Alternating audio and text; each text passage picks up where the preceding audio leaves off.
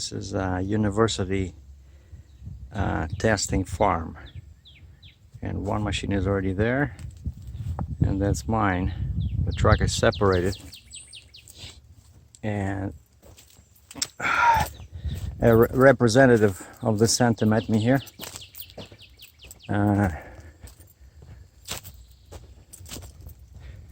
It was lots of weight. It was not 86,000, it was not 88,000, it was 90,000 pounds. And lots of weight went on this side. So basically it's not a good way to transport these machines, you know. But I was overall height. My overall height was legal. Now the tricky part, let me show you guys. Oh, before I forget. Yeah, that's just my scale gauge. But before I forget, this is the tricky part, okay?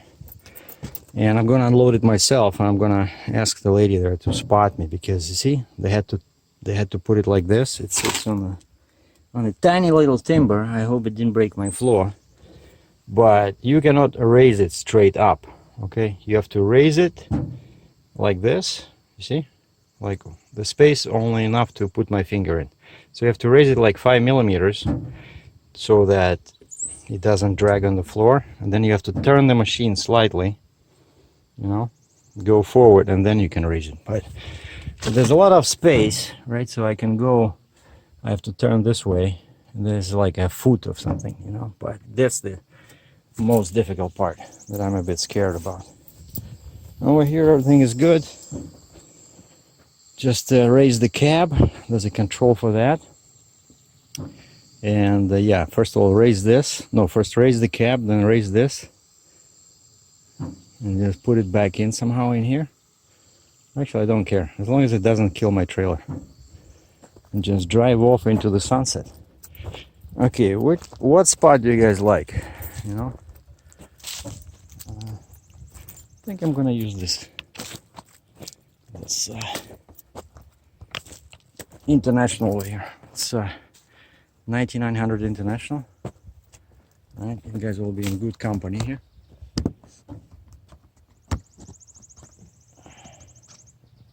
Alright, stay put.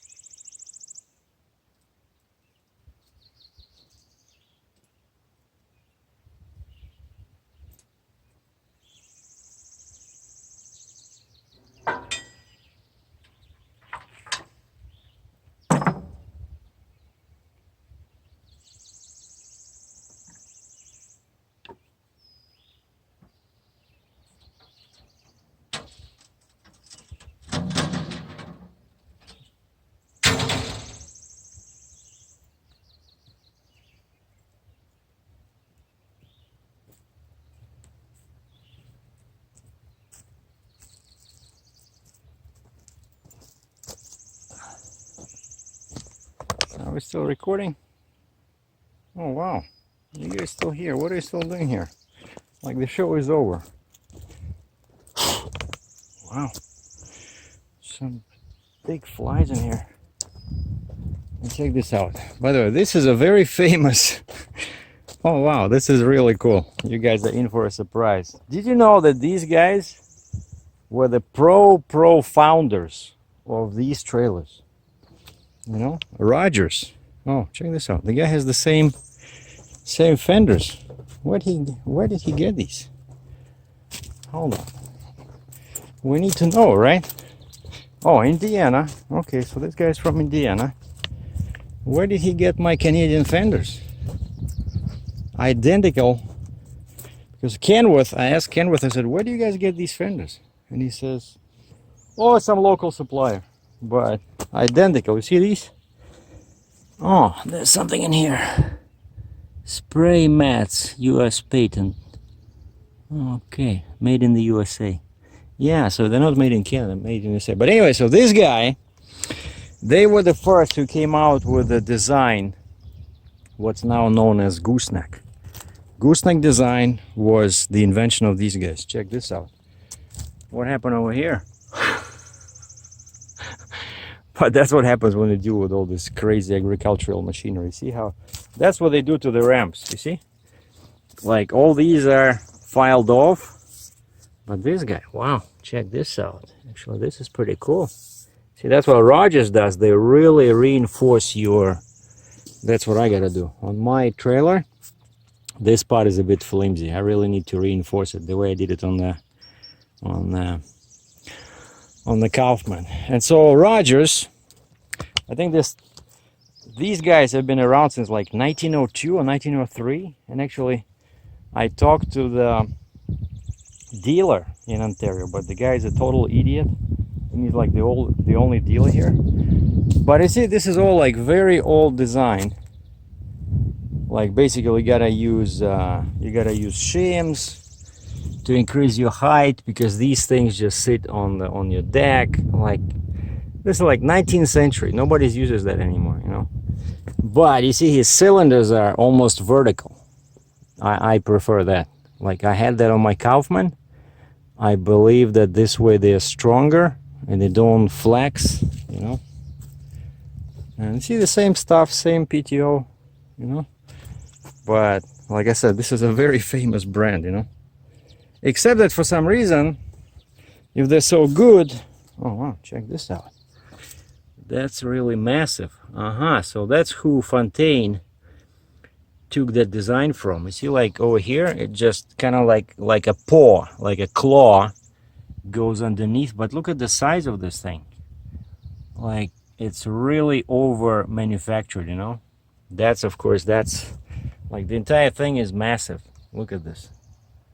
You know, I wish my Fontaine had this stuff, but I definitely want to reinforce this. And this trail actually looks wider than 8.6.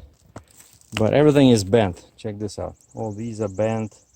These are bent. So this trail has been abused like there's no tomorrow. Broken outriggers, bent outriggers. And this guy is just 2 axles. So it's supposed to be a 35-ton trailer. Oh, look at this. It doesn't even have airbags. It's a very old trailer. And he used to have ramps, and so people would climb from the back to destroy it further. Yeah, see? That's a cool logo you don't see every day. So, where did you saw it? Where did you see it? On Heavy Haul TV. Alright, thanks for watching, guys. So, another adventure over. And the lady asked me if I'll be the one coming back to pick this up after the trade show and take it back to Canada. I said, definitely not. Definitely not me. I don't want to deal with this. The trailer sits like this. It's too heavy, doesn't pay enough. So instead, I'm just gonna take one day off today, Saturday. I need to do some paperwork for May, like my expenses and profits, you know, mostly count the profits and do the paperwork. And I need to renew my some of my DOT stuff is expiring, because now it's almost 1 year after I started. And then I already booked the second load, so I'm going empty basically back to Ontario. And I'm picking up, I forgot what it is, it's something big as well, like 90,000 or 88,000 pounds. And I'll be going south into US, into Maryland. Okay, so those are the plans. Thanks for watching.